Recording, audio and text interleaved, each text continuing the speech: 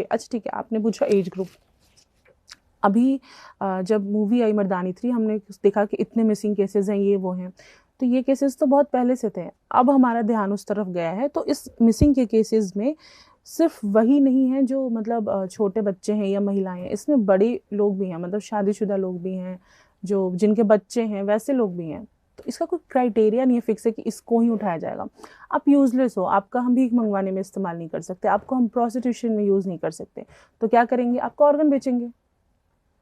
तो इस्तेमाल तो हर जगह हो रहा है। जी, जैसे छोटे बच्चों की बात करूं, लड़के भी उठाए इन्होंने, लड़कियां भी उठाई, लड़कियों को लेके ये फिर बाद में प्रोस्टिट्यूशन में गए।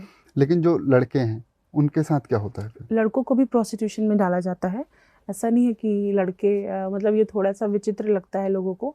जैसा कि मैंने कहा कि हम क्राइम को जेंडर बायसनेस के साथ देखते हैं कि अगर हम बोलते हैं डोमेस्टिक वायलेंस तो दिमाग में कल्प्रिट एक पुरुष ही आता है कि पुरुष ही मारने वाला होगा।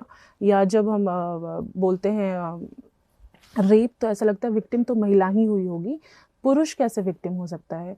तो ये जो हमारी धारणा है ना, ये जो भी स्टीरियोटाइप्स हम बनाते हैं, ये उनके लिए एक बहुत आसान स्टेप है, उनको और इजी कर देता है उनको प्रे बनाना।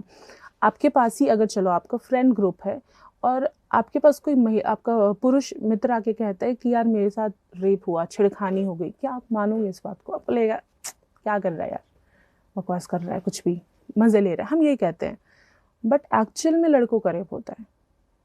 छोटे जब हम चाइल्ड सेक्सुअल अब्यूज की बात करते हैं तो उसमें मेल बच्चे ज्यादा हैं। कितने लोग हैं, कितने बच्चे हैं जिनके घर में ही उनके ही और सेक्सुअल अब्यूज बच्चों में घर से ही ज्यादा शुरू होता है।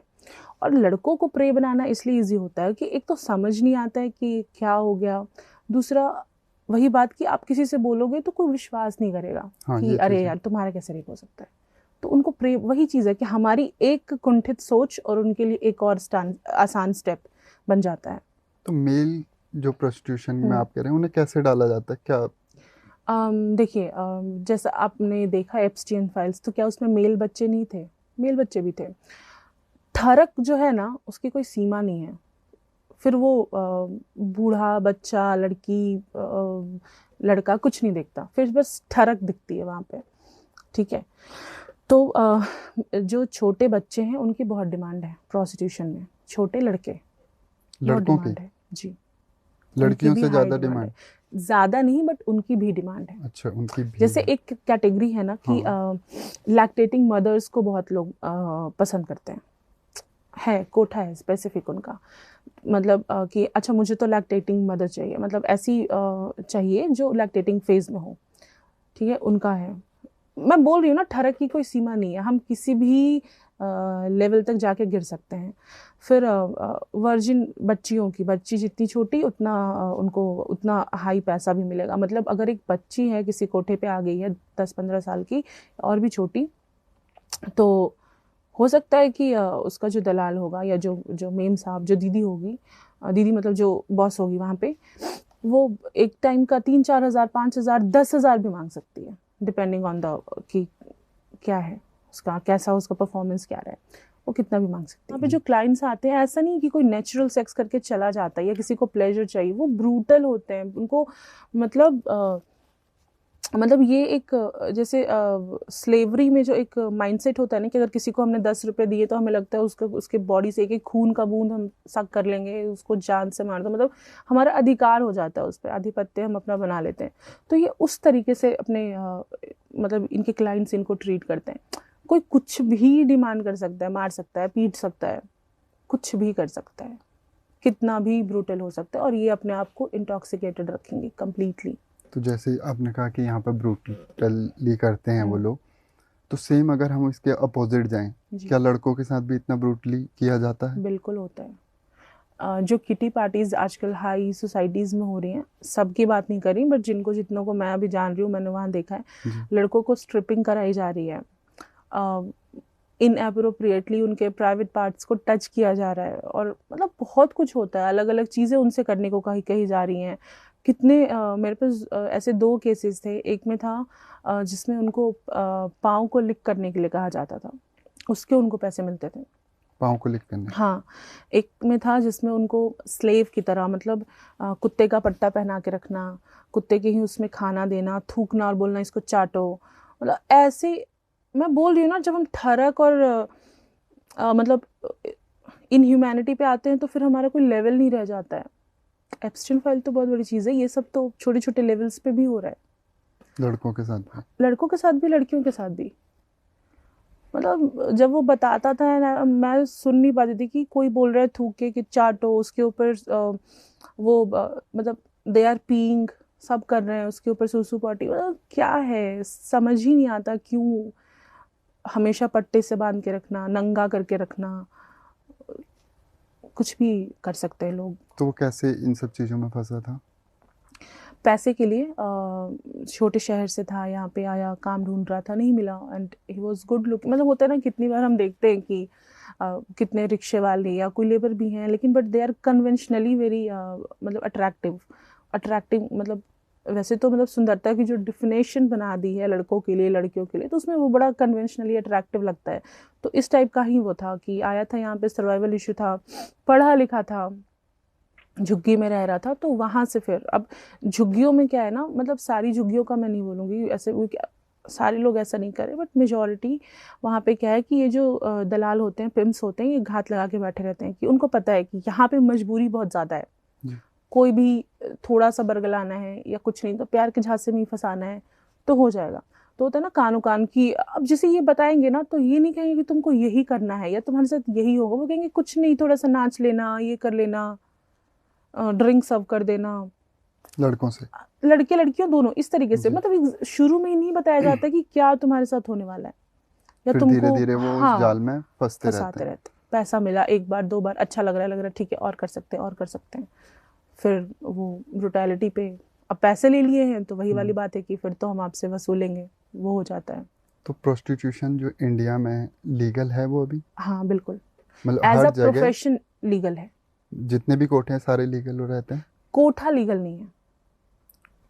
देखिए, कोठा का जितना मैं समझ पा रही हूँ, इतने सालों में मैंने समझा है, कोठा बेसिकली वो हुआ करता था जैसे जो हमारे यहाँ अभी जैसे ट्रांसजेंडर बेसिकली नहीं, जो इंटरसेक्सेस हैं, मतलब जिनको हम किन्नर या हिजड़ा बुलाते हैं इन शॉर्ट, जिनको हम सिग्नल पे देखते हैं, वो होते थे, या जो तवाइफें होती थी, उनका कोठा होता था जहाँ पे महफिल लग रही है, वहाँ पे सेक्स वर्क नहीं हो रहा था, वहाँ पे महफिल लग रही है, नाच गाना, राजा महाराजाओं का जो एक होता था वो होता था, उसको कोठा कहते थे। एज सच कुछ नहीं था कोठा का कॉन्सेप्ट, मतलब झूमर लगे हैं, वो जो हम देखते हैं फिल्मों में कि जो रेखा दिखाया जाता डांस है। कर रही हैं, सलामे इश्क मेरी जान, मतलब वो था बेसिकली कोठा, मतलब उनका महफिल। अब ब्रॉथल है, जीबी रोड है, जी। क्या डिफरेंस लगता है, कुछ तो नहीं, नॉर्मल घर है, नीचे हार्डवेयर शॉप्स हैं, ऊपर घर है नॉर्मल। आप दिन में चले जाओ या कभी वैसे चले जाओ, आपको नॉर्मल लोग दिखेंगे, खाना पका रहे हैं, खा रहे हैं, फैमिली है, बच्चे हैं। अब हर किसी पे अब हम ये भी नहीं कह सकते कि हर घर कोठा है, तो कहने का मतलब वो नॉर्मल सा ही है। अब वहाँ पे वो मतलब कोठा या ब्रॉथल जो भी आप बोले उसको रन कर रहे हैं, मतलब प्रोस्टिट्यूशन अगर मैं चूज करूँ एज अ पर्सन कि मुझे इसके थ्रू ही कमाई करनी है तो वो लीगल है। लेकिन मैं अब दलाली करना शुरू कर दूं इसकी आड़ में, मैं ट्रैफिकिंग शुरू कर दूं और लोगों को ट्रैप कर करके उनसे भी सेक्स वर्क कराऊं, कोठा रन करूं, मतलब एक मैंने पूरा अपना गिरोह बना लिया, हाँ लड़कियों की सप्लाई कर रही हूँ, ये इलीगल है। अब जैसे कश्मीरी गेट में होता है कि जो ट्रैफिकर है वो अपनी व्हाट्सएप डीपी बदलता है, मतलब उसने जिस लड़की की फोटो लगाई वो अवेलेबल है, मतलब नीचे उसका प्राइस, जैसे यहाँ पे आता है ना, हे आई एम यूजिंग व्हाट्सएप जो लिखा आता है, वहाँ पे हाँ उसका हाँ हाँ। प्राइस लिखा होगा, लड़की की photo sold out, next DP. और वो डीपी किसी की भी हो सकती है, लड़के की भी हो सकती है, लड़कियों की भी हो सकती है, ऐसा कुछ ये नहीं है। मेल प्रोस्टिट्यूट्स भी बहुत, जिगोलो जिनको बोलते हैं, बहुत हैं, बहुत सारे लोग हैं।